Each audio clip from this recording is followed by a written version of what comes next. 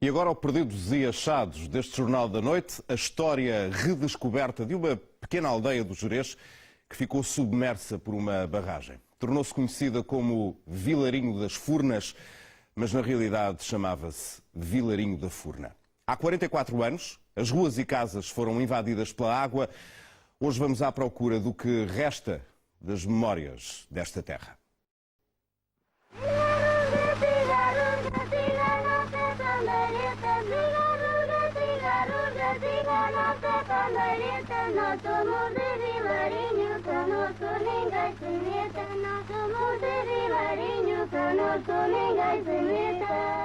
Sitiados pelo inverno, os habitantes enrijecidos aqueciam-se em lumes parcos. Uma economia de gestos sopesava cada saída à rua. Geriam-se as tarefas para não ter de se suportar o rigor do frio mais do que o necessário. Por vezes, chovia intensamente. A rua deserta transformava-se num lamaçal, onde ressoavam a espaços em corridas breves os socos de madeira das mulheres. Uma passada mais vagarosa fazia estremecer 2 vezes ao dia o chão onde afloravam grandes lajes de granito. Eram os cascos dos animais que saíam ou voltavam dos pastos.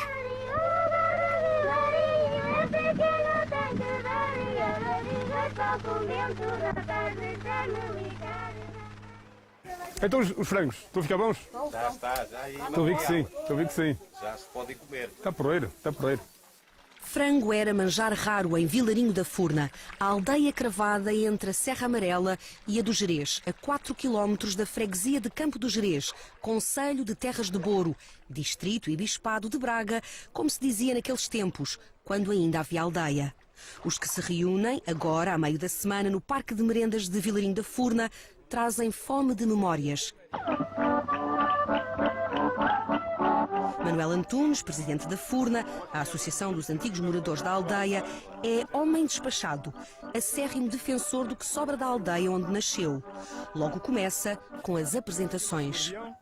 O nosso guardião, o António Barroso. Esta é a minha irmã, já nos vimos há bocadinho. Sim, já nos encontramos. Maria, como estás? Estou por baixo. Estão sempre ótimos. Eu já agora porque estava também o de baixo. O teu filhote não veio? Aqui o nosso vice-presidente, também nasceu em Vilarinho. Das últimas. Quando Jacinta Rodrigues nasceu, já as obras da barragem tinham arrancado. Dos usos e costumes da aldeia sabe apenas o que lhe contam. Nem sequer se lembra daquele momento em que ficou guardada em película fotográfica. Quando foi a inauguração daquela exposição, o João Barroso, que trabalha lá no museu, disse: anda cá que eu quero te mostrar uma coisa. Disse: conhece estas meninas que aqui estão? E eu disse: são as minhas irmãs. E esta, a pequenita, e eu: sou eu. Foi assim uma emoção, pronto, muito forte. Jacinta Rodrigues veio com o pai e o tio ao almoço convívio, convocado para dar testemunho do que foi Vilarinho da Furna e do que é hoje feito das gentes da aldeia comunitária, submersa desde 1972, mas não esquecida. Há as fotografias. Este é o Tony Merdeu. Este é o quebra-cascalho. E há histórias da história. Aproveitando as tréguas que a chuva anunciada vai dando, improvisa-se então uma palestra. E há que começar pelo princípio, mesmo que continue por descobrir quando se estabeleceu Vilarinho da Furna. O que se sabe é que passava perto a via romana que ligava Braga a Astorga, em Espanha. Houve 7 trabalhadores dessa estrada, possivelmente escravos que andavam para ali, não eram os senhores romanos que vinham para cá de Roma fazer a estrada, como é evidente. E chatearam-se com o patrão e pisgaram-se da estrada para fora. Basta estar na nossa vida. E vieram e estabeleceram-se ali na Portela do Campo. À boa maneira, os antigos portugueses, os atuais, chatearam-se uns com os outros, essa mesma vez. Uma mão cheia dos que se chatearam terão assentado arraiais no fundo do vale, acanhado, mas largo de terreno montanhoso e áspero, próprio para pasto. Gado era o que não faltava em Vilarinho da Furna. O pastoreio é atividade que exige grande cooperação entre todos. E essa é uma das explicações para os fortes laços comunitários que existiam em Vilarinho da Furna. Houve alguém que começou por dizer que aquela maneira de viver da gente de Vilarinho, de outras aldeias, preciso que o Vilarinho não era o único a ter esse sistema. Aquilo correspondia ao comunismo primitivo. Aqui não tem nada a ver com comunismo, nem com comunismo primitivo. Nem com o socialismo? Nem com o socialismo, nem com nada disso. Tem a ver com um modo de produção que resulta da combinação do modo de produção romano com o modo de produção germânico. A organização comunitária de Vilarinho da Furna manter-se ao longo de todo o período de ditadura em Portugal, num ato de resistência da população, tolerado por Salazar. Nós só tínhamos uma obrigação com o Estado português. Era pagar o coisa chama-se IMI, na altura chamava-se a 10ª, tínhamos que pagar isso uma vez por ano. Nem queríamos cá a Guarda Republicana, por isso é que nunca autorizámos fazer uma estrada até Vilarinho. Porquê? Só por isso é que os guardas republicanos tinham que chegar de vir a pé, e como vir a pé dá mais trabalho do que vir de carro, e então ficava ali na da freguesia. E depois, pronto, final, vinha cá 2 vezes por ano, mais ou menos. Fazer o quê? Para fiscalizar. Quando nos vinha ali na fronteira do campo, alguém do campo mandava uma pitadela para vir ali, ei, vem a Guarda Republicana. E a gente guardava os cães, as mulheres, os filhos, os porcos, as galinhas, tudo fugia. Vilarinho da Furna era uma espécie de Estado independente com governo e legislação próprios. Os poucos terrenos férteis bastavam para o cultivo, por exemplo, da batata, do milho, do feijão, do linho e até da uva. A serra dava alimento ao gado. O rio garantia água para as regas. E o contrabando trazia bens não essenciais. Vilarinho da Furna quase se bastava a si própria, afastada do resto do país, até porque os acessos à aldeia não eram fáceis. Vilarinho é muito escravo, muito trabalhador. Ui, Jesus, Nossa Senhora. Então trabalhava muito, oh Nossa Senhora. Nem se discute. Eu trabalhei muita noite e de dia, sem ir à cama. Olha lá. Mas elas queriam ter as coisas, não é? Mas ficou com muitas saudades de regar a água de noite. Nem falo nisso. Ana Rosa gastou a maior parte dos 98 anos de vida a transformar o que a natureza dava. No meu tempo já não está ninguém. Não, já está tudo escondido lá do lado. Já morreu tudo. Já está do outro lado. Eu fui mais valente. Pois, está a ver? A valentia de Ana Rosa foi quanto lhe bastou para aprender a ler, escrever, tecer linho e costurar, entre outras destrezas. Era a toalha que se punha na Páscoa. Está tudo feito por mim. Esta toalha tem Isto nome é dela, linho, é linho. Punha-se na Páscoa Este é linho com linho, não tem algodão nenhum. Foi a senhora que fez o Sim, linho? sim. Semeou e espadou e teceu e... A tomada de folar. Isto era para se pôr na Páscoa, no dia de Páscoa. E fez a renda também? Sim, tudo. Sim, mas há muitas. Fazia tudo por mão. Ana Rosa é o nome que está bordado em aberto. E fazia de noite, outro dia tinha que ir trabalhar. E a renda, sim, isto era tudo feito para a minha mãe. A mãe dos irmãos Manuel e Adelaide Antunes já afrouxa o passo, mas não a lembrança da rigorosa vida em comunidade. Deixa para os outros o relato de como o coletivo por ali se organizava. E ali podíamos chamar mesmo assim um socialismo, quer ser um socialismo, mas era mesmo a sério, não era assim de nome. A nossa aldeia era mesmo assim. Os mais enfesados eram ajudados pelos mais fortes. É muito isso. E uma noção de justiça também muito grande, pela história que eles contam dos juízes, das leis próprias deles, e muito independente. A união é feita a todas as quintas-feiras. O juiz era o chefe do governo de Vilarinho da Furna, também chamado zelador. Era apoiado por 6 homens ou mulheres, caso fossem viúvas ou os maridos estivessem emigrados. Aquele que não estiver, da parte de manhã até ao meio-dia, paga 5 tostões. Sei que as mulheres eram poderosas. Mas as mulheres não faziam parte da junta. Aquela que era viúva, sim. Quando não tinha os maridos, eram elas que assistiam à junta. Havia muitas. Eram poderosas, quer dizer o quê, Maria? Mandavam. Quando elas dissessem uma coisa, os homens tinham de calar. Ai, que rico o galo aqui está, pá. O filme que Maria Barroso está a ver é o resultado das filmagens feitas por António Campos em 1969. O realizador acompanha atividades da aldeia, como as reuniões semanais da junta. Era aí que estavam os 6 eleitos, de 6 em 6 meses, através do voto. Votavam homens e mulheres, embora elas não pudessem ser eleitas chefes. Os homens eram escolhidos para serem juízes, de acordo com a lista dos casamentos da aldeia. Isto é um chifre de boi e um búzio. Tinha essencialmente a função de ser utilizado pelo juiz, que aparece alguns aqui, para fazer a chamada das pessoas, o representante de cada família, para a junta. Viram no filme em que aparecem as pessoas a tapar, a fazer aqueles açudos para levar a água de rega aos campos, e aquilo é decidido na junta. Em tal dia, tal hora, toda a gente tem que estar em tal sítio para fazer isso. Sei lá, reparar as cabanas dos pastores. Temos várias cabanas na Serra, que é na Serra dos Gerês, que é na Serra Amarela, por acaso recuperamos algumas este ano, e então é necessário decidir quando é que se vai levar os gatos para a Serra. Cada um tinha, por exemplo, tinha 100 cabras, o outro tinha 6 vacas, o outro tinha 30 carneiros, cada um era o seu. O que é, depois para ir guardá-las era tudo junto. Tocava-se a corneta, o corno, e depois saía, cada um deitava os seus que tinha. E, por exemplo, hoje tocava-me a mim, amanhã tocava outro, para outro dia tocava outro, e guardá-las para o monte. Porque éramos 4 pastores por dia. A senhora era pastora? Eu, quantas vezes, eu ia cá todo dia, de domingo a domingo. Tantas vezes andei para aquele monte descalço, sem coçar com as costas, a fazer redondo. A água aqui era quanto a queríamos, só que estávamos limitados àquelas horas, cada um não podia fazer o que queria, não podia chegar ali e agora vou regar eu quanto me apetece, não. Mas porquê? Porque a era de todos, tínhamos de ter umas horas marcadas para cada um. Quem transgredisse pagava uma condena, chamava-se uma condena, que era uma multa. Aquele que não cumprisse as ordens, chamava-lhes, botava-se fora de vizinho. E então essa pessoa não podia ser ajudada por ninguém. Ninguém queria estar fora de vizinho. Porque se estivesse dentro, tinha quem não ajudasse, se estivesse, morresse, não tinha quem não enterrasse. Era nada de nada. O meu pai contava que houve um senhor que casou de Montalegre para Vilarinho que foi deitado fora de vizinho. Só que ele aguentou pouco tempo porque depois não podia guardar as fazendas deles. Depois foi pedir de joelhos perdão ao juiz para o deixar entrar. Os problemas da comunidade eram discutidos por todos. Vencia a vontade da maioria.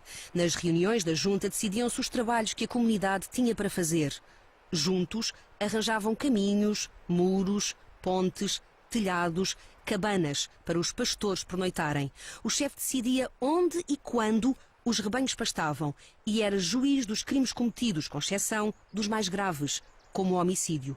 Havia também trabalhos agrícolas feitos pelo coletivo, como as vindimas. Eu fartei-me de ir ajudar de noite a chegar a esfolhar. Esfolhávamos, fazíamos as folhadas, mas era um conjunto cada um esfolhava para si. Mas, por exemplo, tu não tinhas que esfolhar e ajudavas aquele. Ele pedia, olha, pode-me lá esfolhar. Depois fazíamos bailes e tudo, cantávamos, passávamos concertinas. Aquilo era uma borga toda a noite. Uns cantavam de um lado, outros cantavam do outro. Aquilo era uma borga toda a noite. E depois nas cegadas, nas malhadas, a gente trabalhava com outra graçada, mas à noite tinha sempre tempo a dançar. Cantar, cantávamos em casa ao domingo, ou até à semana, por exemplo, no verão. Vamos, descansava-se a sexta, chamava-se descansar a sexta. A gente não estava em casa assim a descansar, como agora. Nós íamos para o lugar, conversávamos com os outros. Que modas são as modas daqui? A Ouvir, a Cana Verde, a Chula e agarradinhos. Agarradinhos? Sim.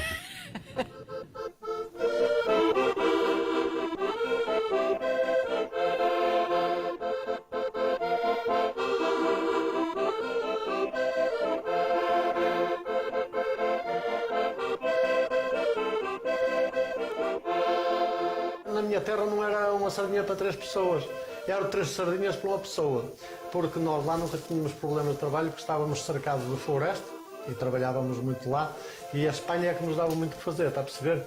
Éramos viagens a uma floresta portuguesa ou espanhola ou assim, e com os animais aquilo era... Só passava fome, que nem passava, os vizinhos, para isso éramos comunitários, não é? Ajudávamos aos outros, mas só passava fome quem fosse mesmo preguiçoso, porque aquilo era... Trabalhava-se muito, éramos uns escravos de trabalho. Regar de noite, andar no monte e coisa, mas sempre fartura, sempre fartura. A gente realmente era muito laborioso, muito. E toda a gente esgravatada. Pobres assim a pedir lá, não. E todos conheciam? Sim. Todos. Todos. Sim. E havia muito que fazer, Mas havia lá um sítio no meio do povo que se chamava A Carreira, que havia indivíduos que, por exemplo, tentando na Feixa, ele podia ter muito que fazer, ele e outros. À tarde tinha que tirar um bocadinho para ali se conversar um bocado.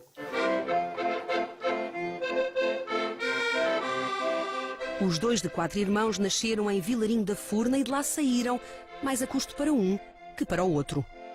Aqui está no melhor, não há dúvidas que temos muito melhores meios. Mas aquilo, certo, hoje, se a barragem partisse, eu ainda lá ia dormir alguma noite na cama não, que você já apodreceu, mas na casa onde eu estava, que eu gostava daquilo em cheio. Se o Vilarinho não acaba, eu certo eram os que não saíam de lá. Mas saiu.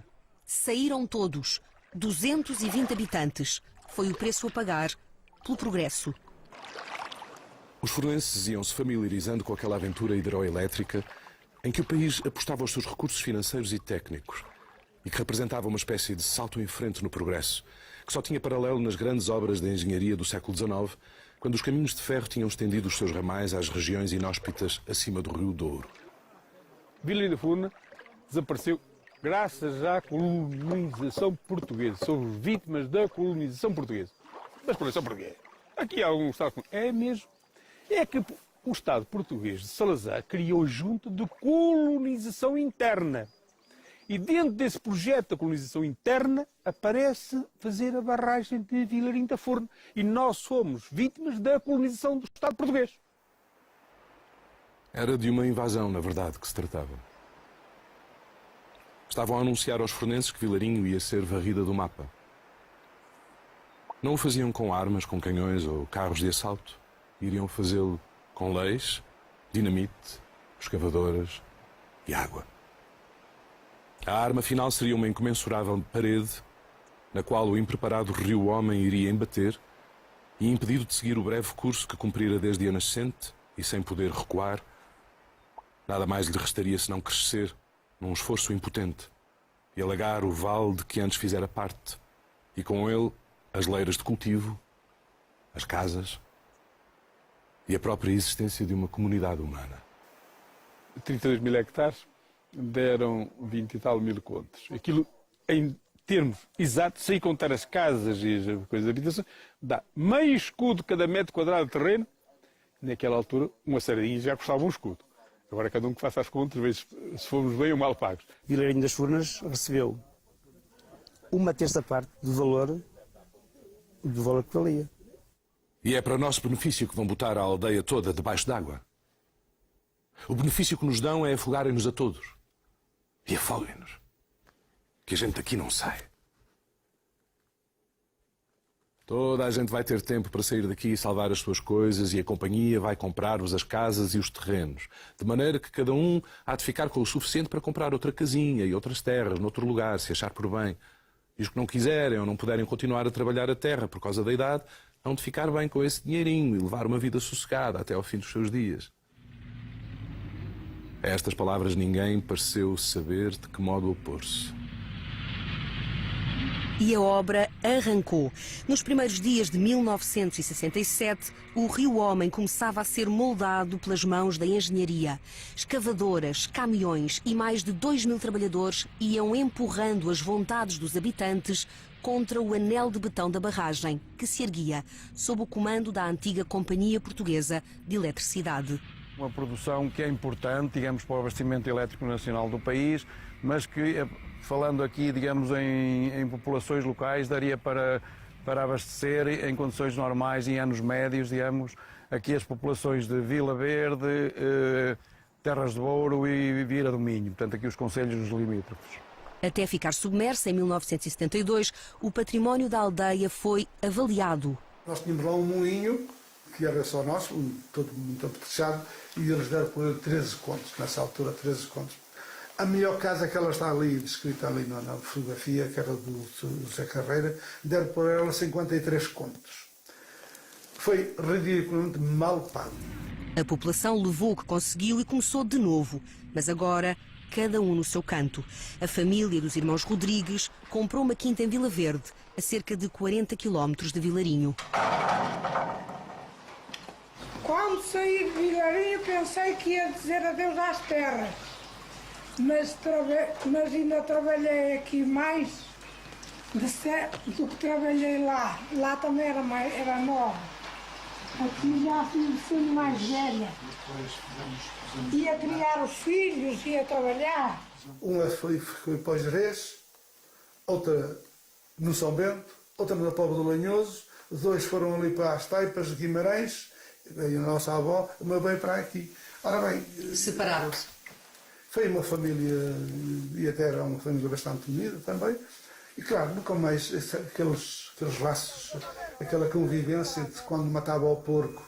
E claro, aquelas coisas, aquelas festas e tal. Gosto mais de estar aqui porque está a gente noutro ambiente. Lá eram as terras muito longe. As terras cultivadas. Sim, era muito longe. Tinham que andar muito para chegar. Muito. E já viu a gente a ir com o carro das vacas e lá para meia hora de caminho. A andar e a ir roçar o mato e trazê-lo para lá do monte para Vilarinho. E descalças? No inverno andávamos com as chancas, mas os pés andavam sem meias nenhumas. Está inaugurada esta barragem, declarou o Presidente da República, o Contra-Almirante Américo Tomás. O Governador Civil foi o primeiro a bater palmas, logo seguido pelo Presidente do Conselho, Marcelo Caetano, e depois ministros, presidentes da Câmara, secretários, administradores, engenheiros, oficiais do Exército e da Polícia, todos de olhos postos naquela pequena mão de tartaruga que espreitava pela carapaça da farda escura da marinha, o distintivo da manga perlado de estrelas agigantando-lhe o gesto, segurando ainda para os fotógrafos o pequeno manípulo que simbolicamente tinha posto em funcionamento a barragem de Vilarinho da Furna. Vilarinho da Furna vive na voz dos antigos habitantes. Nas paredes do Museu Etnográfico construído com as pedras da aldeia. No Parque de Merendas, onde no verão se paga para entrar. E ainda no que poderá vir a ser o primeiro museu subaquático em Portugal. Temos a estrutura toda de que era uma aldeia, temos que imaginar que há divisões logo de campos, coisas simples, coisas baixas, peças em granito. Junto às casas deslumbramos as janelas, as portas, temos algum forno para ver, temos o lagar para ver, podemos ver a eira e depois temos estruturas maiores, como de um interesse diferente, por exemplo a ponte, uma das 3 pontes que Vilarinho tinha, zonas mais centrais, como o largo mais central de Vilarinho, portanto há aqui várias coisas para explorar. Ficou debaixo d'água. Afogou. Nós fugimos a nos afogar. Foi quando morreu.